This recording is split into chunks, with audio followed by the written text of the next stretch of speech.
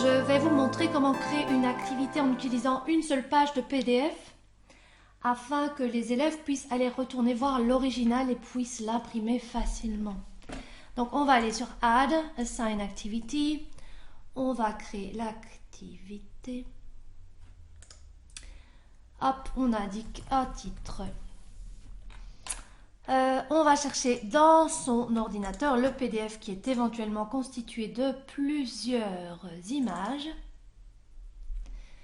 On attache le PDF à l'activité. On peut assez facilement, ici je vois que j'ai des réponses, donc je peux assez facilement supprimer ma page qui contient les réponses.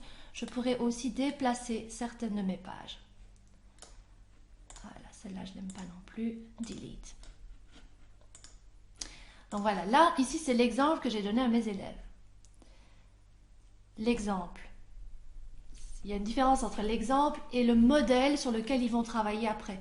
Donc là, ici, Add Template, c'est pour que les élèves répondent dessus. Donc, on peut faire de la même manière. Sélectionner de l'ordinateur. Là, je me souviens qu'il faut que j'efface ceci et que j'ai effacé la dernière aussi parce que je ne la trouvais pas très intéressante. Voilà, delete page. Et donc ça, ce sera le modèle sur lequel les élèves pourront répondre. Ce que j'aime bien de faire dans les modèles qui contiennent plusieurs pages, c'est de leur rappeler qu'ils peuvent aller vérifier la page d'après. On va mettre en point d'exclamation. Pouf. Parce que parfois les enfants ne voient que la première page et ils ne pensent pas qu'il y en a d'autres derrière. Donc je vais utiliser une couleur un peu plus flash. Clic, clac. CTRL C. Et je vais pouvoir faire ça sur chacune de mes pages. CTRL V. CTRL V. CTRL V.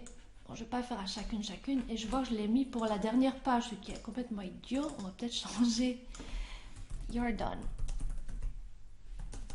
Good job. Up. Oh, good. It's better. Good. Voilà. Bon, soit. Voilà. You're done. Good job. Maintenant, vous pourriez réutiliser des emojis plutôt que de mettre des petits bazars comme ça. Voilà. Donc, moi, j'aime bien.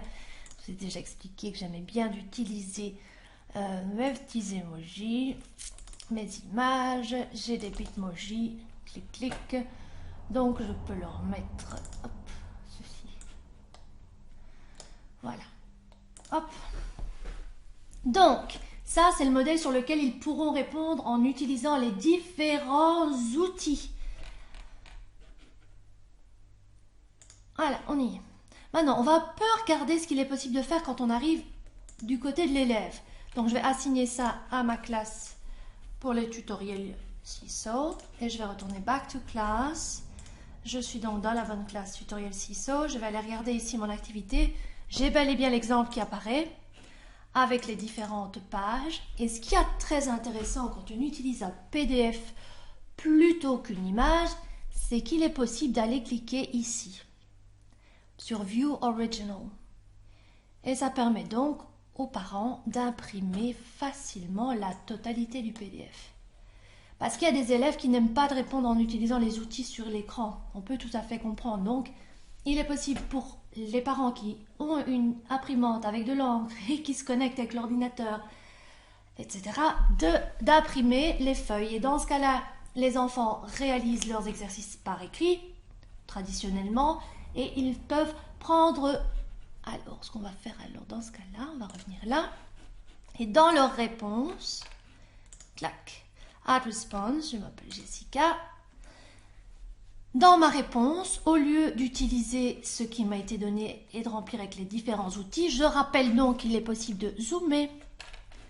Attendez, pourquoi est-ce qu'on ne voit pas mieux que ça? Bizarre.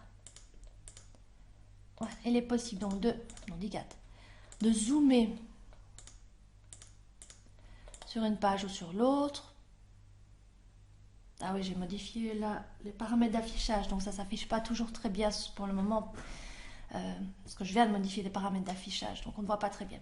Je referai une autre vidéo de toute façon pour dire qu'on peut zoomer, dézoomer, et quand on est là, on ne voit plus les outils d'écriture. Si on veut revoir les outils d'écriture, on clique là à nouveau, et on peut les modifier. changer la couleur, changer ce qu'on veut.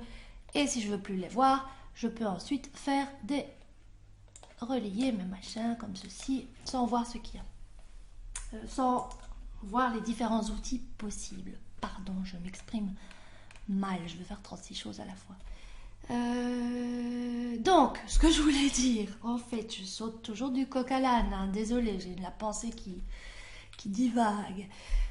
Les élèves qui n'ont pas envie d'utiliser les outils ici peuvent uploader des photos qu'ils ont faites de leur travail et donc les mettre ici pour remplacer ou alors prendre une photo de leur feuille. Je vais essayer de rattraper vite une page. Porte. Hop, j'ai attrapé une page. Et si j'appuie sur photo, on me voit, je vais pouvoir essayer de prendre une photo. Donc je vous rappelle que si on appuie sur la barre d'espacement, la photo se fait plus facilement. Clic, barre d'espacement. Voilà, donc là, ils peuvent redimensionner la photo et éventuellement faire disparaître l'autre derrière s'ils n'ont pas envie. Pour faire disparaître celle derrière, il faut la débloquer parce que vu que c'est un template, un modèle donné par le prof, il est bloqué de base.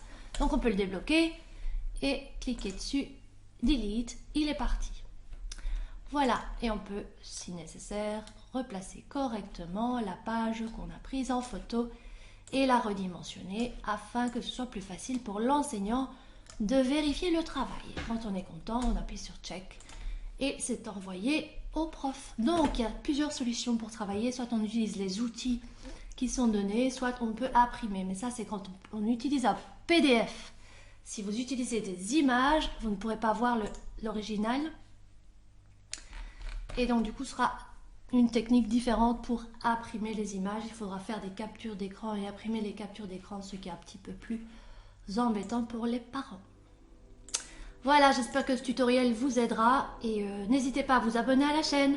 Je vais créer d'autres tutoriels et rappelez-vous qu'une vidéo, il est toujours pas possible de zapper certains éléments. Pour ne prendre que ce qui nous intéresse, on peut revenir en arrière. On prend vraiment ce qui nous intéresse. Je vous souhaite de passer une excellente journée et rappelez-vous, on met un pas derrière l'autre, on fait une chose à la fois. On ne peut pas devenir expert dans un domaine en un jour et on est bienveillant avec soi, tout comme on est bienveillant avec nos élèves et les parents de nos élèves. Belle journée!